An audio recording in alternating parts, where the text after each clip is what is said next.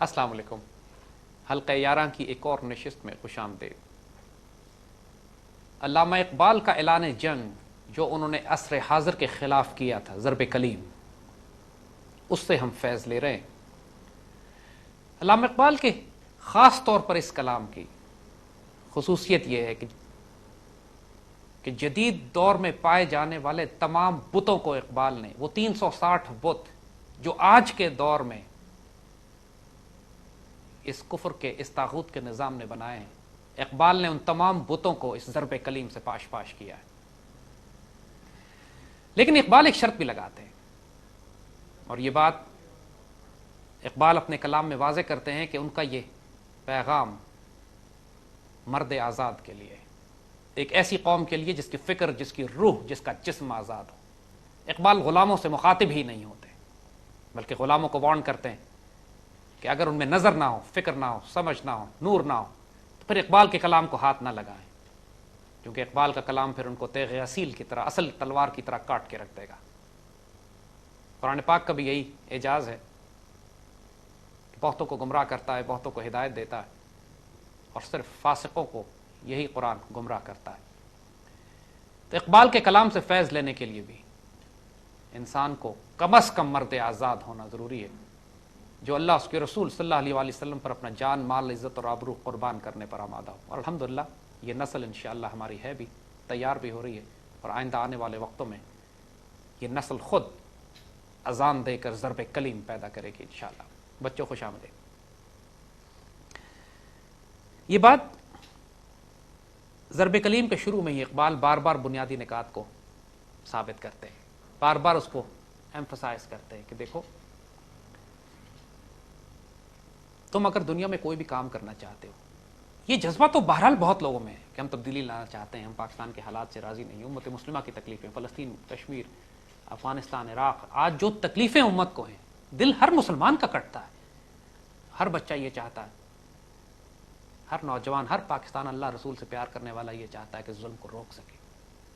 لیکن اس سے پہلے کہ انسان اللہ کی ڈیوٹی کرے، اس سے پہلے کہ انسان اپنے آپ کو پیش کرے اللہ اس کے رسول صلی اللہ علیہ وسلم کے سامنے امت کی خدمت کے لیے، کچھ بنیادی کرائٹیریا ہیں، کچھ بنیادی تربیت کے مراحل ہیں جن سے گزرنا لازم واجب ہے. اور ایک غیر تربیت یافتہ فوج کو لے کر میدان جنگ میں اترنا حکمت نہیں، خودکشی ہے. اور اسی لیے ہماری یہ حلقہ 11 کی محفل ہے کہ اس نوجوان نسل کی تربیت کی جائے. اور اللہ تعالیٰ نے جو خوبصورت ترین تحفہ اس امت کو دیا ہے وہ اقبال ہے. کوئی مسئلہ اس وقت امت رسول صلی اللہ علیہ وسلم کا 20ویں اور 21ویں صدی کا ایسا نہیں ہے کہ جس کو اقبال نے، جس کی نبض پر ہاتھ رکھ کر، حکیم الامت ہے نا، جس کی نبض پر ہاتھ رکھ کر اقبال نے ایک مکمل اس کا علاج نہ بتا دیا. فرماتے ہیں جب تک زندگی کے حقائق پہ ہو نظر، یعنی جب تک کہ تم زندگی کی حقیقتوں پہ نظر نہ رکھتے ہو، جب تک تمہارے اندر وہ فکر، وہ سوچ، وہ تزکیہ، وہ افکار، وہ نظریات نہ پیدا ہوں جن میں گہرائی ہے، جن کے اندر پاکیزگی ہے، جن کے اندر روحانیت ہے، جن کے اندر ادب اور عشق رسول ہے، جب تک تمہارے اندر یہ بنیادی کرائٹیریا، بنیادی ضروریات پوری نہ کرتے ہو، تیرا زجاج نہ ہو سکے گا سنگ حریف. حریف سنگ، تم اپنے کرسٹل کے ساتھ، اپنے کانچ کے ساتھ کبھی بھی پتھروں کا مقابلہ نہیں کر سکو گے. وہ انگریزی میں کہتے ہیں نا کہ people who live in glass houses never throw stones at others. جو شیشے کے گھر میں رہتا ہے وہ دوسروں پہ پتھر نہیں مارتا، کیونکہ پھر جب دوسرے پتھر ماریں گے تو تمہارا تو گھر شیشے کا ہے. ٹھیک ہے، ہم مسلمانوں کا اس وقت عالم یہ ہے کہ ہم جیسے شیشے کے گھروں میں رہتے ہیں. ہماری اکانومی ان کے ہاتھ میں، ہماری معیشت ان کے پاس ہے، ہمارا دفاع کچھ ہے ہی نہیں. ہماری قومیں بکھری ہوئی ہیں، قومیت میں، لسانیت میں، فرقہ واریت میں، مختلف گروہوں، جماعتوں میں ہم تقسیم ہوئے ہوئے ہیں. یہ قوم اس قابل نہیں ہے اس وقت کہ کفر کے نظام کو چیلنج کر سکے. دنیا کے اپنے قوانین ہوتے ہیں. جو قومیں دنیا کی تیاری زیادہ کرتی ہیں، زیادہ منظم ہوتی ہیں، زیادہ آرگنائزڈ ہوتی ہیں، مسلمان جب اللہ تعالیٰ کے دین کو، اس کے تقاضوں کو چھوڑ بیٹھے تو ان پہ انگریزوں نے حکومت کر لی، مسلط ہو گئے. انگریزوں نے جب دنیا میں محنت کی تو اتنی بڑی سلطنت بنا لی کہ ان پر سورج غروب نہیں ہوتا تھا. اللہ تعالیٰ کے دنیا کے اپنے قاعدے ہیں. کفار کو بھی عروج دیتا ہے، مسلمانوں کو بھی عروج. تلک الایام نداولها بین الناس، وہ کہتا ہے یہ تو دن ہے جو قوموں میں ہم گھماتے پھراتے رہتے ہیں، کبھی ایک قوم اٹھے گی، کبھی دوسری قوم گرے گی. تو فرماتے ہیں کہ اگر تم عروج حاصل کرنا چاہتے ہو تو پہلے زندگی کے حقائق پہ نظر ڈالو.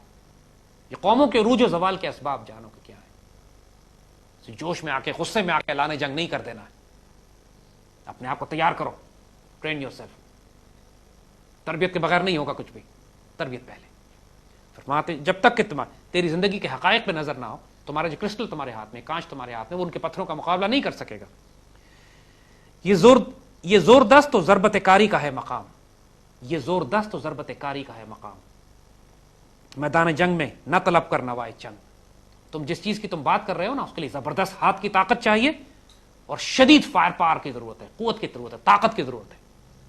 جس چیز کو تم بات کر رہے ہو, ہم اگر بات کر رہے ہیں پاکستان میں خلافت کا نظام, ہم پاکستان میں خلافت کا نظام بات کر نہیں, کفر کا پورا نظام ہم پر ٹوٹ پڑے گا, ہمیں یہ قائم نہیں کرنے دے گا. ہم بات کر رہے ہیں پاکستان میں شریعت کا نظام نافذ کر, ہم بات کر رہے ہیں پاکستان میں سود اور ربا کا نظام ختم کر کے بیت المال کا نظام قائم, ہم بات کر رہے ہیں پاکستان میں انگریزوں کا قانون ختم کر کے خلافت راشدہ کا نظام عدل قائم کرنا. مگر یہ نہیں ہو سکے گا, کیونکہ یہ مقام شدید زوردست کا, زبردست بازو کی طاقت چاہیے اس کام کو کرنے کے لیے, ضربت کاری چاہیے, شدید ضرب چاہیے. یہ بغیر اللہ تعالیٰ کی دی ہوئی الہامی طاقتوں کے, بغیر اللہ تعالیٰ کی دی ہوئی روحانی طاقتوں کے, بغیر اللہ تعالیٰ کی طرف سے دی ہوئی ایک فکر اور نظر اور بصیرت اور بصارت کے, یہ نہیں کر سکو گے. میدان جنگ میں نہ طلب کر نوائے چنگ. میدان جنگ میں کوئی گٹار تو نہیں طلب کرتا نا. میدان جنگ میں جانے کے تقاضے اور ہیں. میدان جنگ میں گولیوں کی, توپوں کی, دھماکوں کی آوازیں آئیں گی.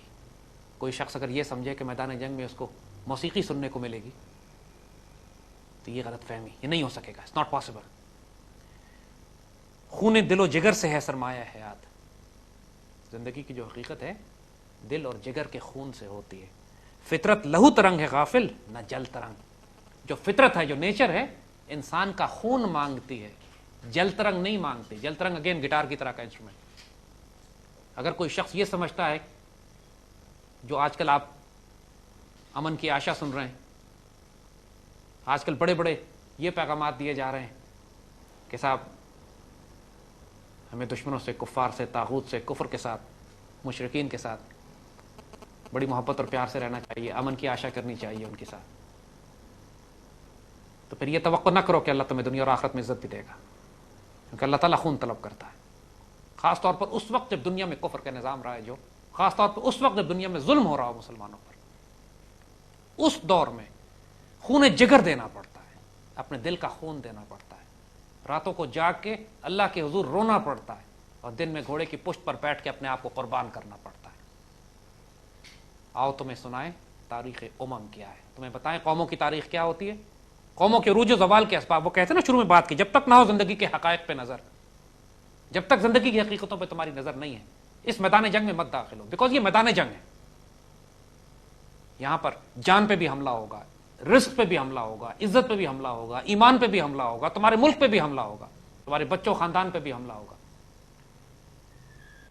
آؤ تمہیں سنائیں تاریخ امم کیا ہے, تمہیں بتائیں قوموں کی تاریخ کیا ہے. شمشیر و ثنا اول, تلواروں اور تیروں اور میدان جنگ پہ شروع کرتے ہیں وہ, لیکن تباہ وہ اس لیے ہوتے ہیں کہ طاؤس و رباب, آخر میں صرف ناچ گانے, میوزک, گٹار, رباب, موسیقی کی محفلوں پہ بات رہ جاتی ہے. جب کسی قوم کی نبض دیکھنی ہو نا کہ یہ اس کے عروج کا وقت ہے یا اس کی تباہی کا وقت ہے, تو یہ دیکھو کہ اس کے معاشرے میں, اس معاشرے میں شمشیر و ثنا کو رواج ہے یا طاؤس و رباب ترقی پا رہے ہیں. اگر مجاہدین نکل رہے ہیں یا میوزیکل بینڈ نکل رہے ہیں. میوزک بینڈ اگر کوئی ایسی قوم کرے جس کو اللہ دنیا میں سب کچھ دے چکا ہو, جس طرح امریکن اور دوسری قومیں وہ خرافات میں پڑتی ہیں کیونکہ ان کو ایک تکبر ہے کہ ہم پوری دنیا پہ حکومت کرتے ہیں, لیکن وہ قوم جو غلام بنائی جا چکی ہو, جس کے ہاتھ سے دین اور عزت اور آبرو, ملک, قوم اور آزادی ختم ہو چکی ہو, جب وہ ان خرافات میں اپنے آپ کو مبتلا کرتی ہے تو اللہ کا عذاب ہے. اس کا مطلب ہے کہ ابھی اس کے عروج کا وقت نہیں آیا. آؤ تمہیں سنائیں تاریخ امم کیا ہے. شمشیر و ثنا اول, طاؤس و رباب آخر. میرے بچوں, یہ حضور صلی اللہ علیہ وسلم جب ہجرت فرما کے مکے سے مدینہ تشریف لے جانا چاہ رہے تھے نا, زندگی کی حقیقت پہ نگاہ اس وقت بھی ان لوگوں پر بھی تھی جو ایمان نہیں لائے تھے یا اسی وقت ایمان لے کر آئے تھے. جب مدینے سے ایک چھوٹا سا ایک دستہ مکے میں حضور کے پاس باہر آ کے رات کی تاریکی میں ملتا ہے اور حضور سے بیعت کرنے لگتے ہیں, تو جب وہ بیعت ہونے لگتی ہے تو ان کو روک دیا جاتا ہے حضور تشریف رکھتے ہیں, بیعت ہونے والی ہے, اہل مدینہ پہلی دفعہ آ کے حضور سے بیعت کر رہے ہیں, ان کو روک دیا جاتا ہے اور کہا جاتا ہے کہ جانتے ہو اس بیعت کا مطلب کیا ہے؟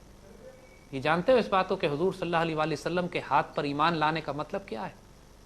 سوچ لو, دنیا اور آخرت قربان کرنی پڑے گی, جنگ کرنی پڑے گی, بچے قربان ہو جائیں گے, خاندان والوں سے لڑنا پڑے گا, جان و مال کے نقصان ہوں گے, کاروبار کا گھاٹا ہوگا, شدید تکلیفیں اور مشکلات آئیں گی. یہ نہ سمجھنا کہ حضور پہ ہاتھ پہ بیعت کرنے کے نتیجے میں تم زندگی عافیت سے گزرنے لگے گی, پریشانی مشکلات دور ہو جائیں گی, خطرات ختم ہو جائیں گے.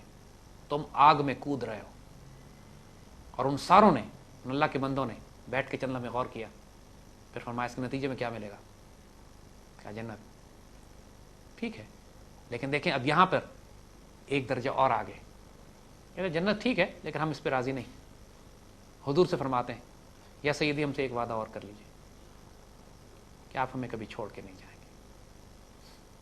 انہوں نے جنت سے بڑھ کر حضور کو طلب کر لیا. جنت پہلے طلب, جب خوشخبری مل گئی راضی نہیں تھے اس پہ, ان کو حضور چاہیے تھے. حضور نے پھر فرمایا انشاءاللہ دنیا آخرت میں تمہارے ساتھ ہوں. اور آج دیکھیے, اگر حضور مکے کی فتح ہونے کے بعد مکے میں آباد ہو جاتے, پھر آج مدینہ کون جاتا؟ مدینے تو لوگ اسی لیے جاتے ہیں کہ حضور سے ملنا ہے, مدینہ تو نبی ہے. اور پھر ماشاءاللہ حضور نے جو مدینے والوں پر جو کرم اور رحمت و برکت فرمائی, کیونکہ مدینے والوں نے حضور کو طلب فرما لیا تھا. بیعت عقبہ کی شروع کی بیعت پہ, اس وقت ہجرت بھی نہیں ہوئی تھی, اہل مدینہ نے کہا ہم پوری دنیا سے تصادم اور قربانی لے لیں گے, اپنا سب کچھ قربان کر دیں گے. اور کیا کر کے دکھایا نا. تاریخ انسانیت میں ایسی کوئی مثال ہے میرے بچوں کہ جب مہاجرین ہجرت کر کے پہنچتے ہیں مدینہ تو حضور مواخات قائم کرتے ہیں, بردرہڈ. ایک مہاجر آتا ہے, ایک انصار کو اس کے ساتھ کر دیتے ہیں کہ یہ آپ کا بھائی ہے, دوسرا انصار آتا ہے اس کے ساتھ کر دیتے ہیں. حضرت سعد بن ابی وقاص ایک صحابی کو لے کے, حضرت عبد الرحمن بن عوف کو لے کر اپنے گھر چلے جاتے ہیں. دنیا نے انسان کی تاریخ میں ایسے واقعات میرے بچوں تصور سے باہر ہیں, جس کو زندگی میں نہیں ملے کبھی جانتے نہیں. صرف حضور نے کہا یہ مہاجر ہے, ایک انصاری, سعد بن ابی وقاص ساتھ کر دیا, وہ گھر لے کے جاتے ہیں, گھر کا پورا سامان 2 حصوں میں تقسیم کرتے ہیں. آپ کی 2 بیویاں ہوتی ہیں, دونوں بیویوں کو کھڑا کرتے ہیں. عبد الرحمن بن عوف سے کہتے ہیں گھر کا جو سامان حصہ تمہیں چاہیے لے لو, تمہیں اگر شادی کرنی ہے میں جس بیوی کو پسند کرتے ہو میں ایک کو طلاق دیتا ہوں, تم اس سے نکاح کر لو, تمہارا گھر میں ادھر ہی آباد کر دیتا ہوں. کوئی تصور کر سکتا ہے یہ بات؟ اور اگلوں کو دیکھیے وہ کتنے غیرت مند ہیں. عبد الرحمن بن عوف کہتے ہیں کہ نہیں میرے بھائی, یہ سب کچھ تمہارا مال, تمہاری بیویاں, تمہارے بچے, تمہیں مبارک ہوں, تم مجھے 1 دینار دے دو.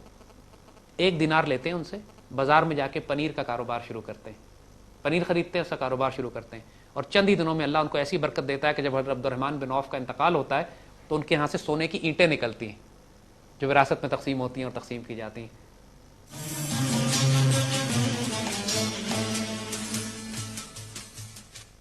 دینے والے کتنے بڑے دل کے, اور جن کو دیا جا رہا ہے وہ کتنا اعلیٰ ظرف. میرے بچوں یہ کہنے کی آج خواب کی باتیں لگتی ہیں, مگر یہ وہ کردار ہوتا ہے جو ہمارے بڑوں نے کر کے دکھایا ہے. اور جب تک یہ جرأت کردار نہ ہو, جب تک یہ جرأت کردار نہ ہو, یاد رکھو اللہ کو بھی آپ پر پیار نہیں آتا. اللہ کو بھی اس جماعت سے پیار ہو جاتا ہے, اللہ لٹرلی اللہ عاشق ہو جاتا ہے اس جماعت کا. وہ ہے نا قرآن میں آیت, رضی اللہ عنہ ورضوا عنہ, اللہ ان سے راضی اور وہ اللہ سے راضی. اللہ پھر اس جماعت سے عشق اور پیار میں مبتلا ہو جاتا ہے کہ جو اس طرح قربانیاں دیتی ہے, اس طرح اپنے آپ کو فدا کرتی ہے. فطرت لہو ترنگ ہے غافل, نہ کہ جل ترنگ. اے غافل اچھی طرح جان لو, فطرت خون مانگتی ہے, جل ترنگ گٹار نہیں مانگتی. تو میرے بچوں اس حوالے سے یاد رکھنا, جس مشن پہ آپ نکلے ہیں, جس مشن کی ہم بات کر رہے ہیں, اس میں آزمائشیں ہیں, اس میں دل کا سکون ہے, اللہ رسول کی قربت ہے, 2 جہانوں کی سرداری اور قلندری اور بادشاہت ہے. لیکن ظاہری آنکھ سے اگر دیکھو گے تو قیامت ہے. کیا صحابہ کرام عافیت کی زندگی گزارتے تھے؟ جو اعلیٰ ترین لوگ ہمارے تھے ان کی زندگی کیسے کوئی, کیا حضور کے ساتھ جو صحابی تھے کیا ان کو روپے پیسے کی کبھی تکلیف نہیں ہوئی؟ کیا صحت تندرستی سلامتی زبردست تھی ان کی, کوئی مشکل پریشانی ان کو نہیں ہے؟ ساری زندگی قیامت میں گزری. ایک تصادم ختم نہیں ہوتا ہے دوسرا تصادم, ایک ختم نہیں ہوتا ہے دوسری قیامت. سکون کہاں تھا اس زندگی میں؟ سکون کدھر تھا؟ سکون دلوں میں. غزوہ خندق کے موقع پہ جو شدید دشمنوں نے گھیرا ہوا ہے, قحط کا عالم ہے, حضور نے پیٹ کے پتھر باندھے ہوئے ہیں, غزوہ خندق کھودی جا رہی ہے, اس وقت جو نعرے پڑے جا رہے ہیں سب کو پتا ہے لا عیش الا الاخرہ.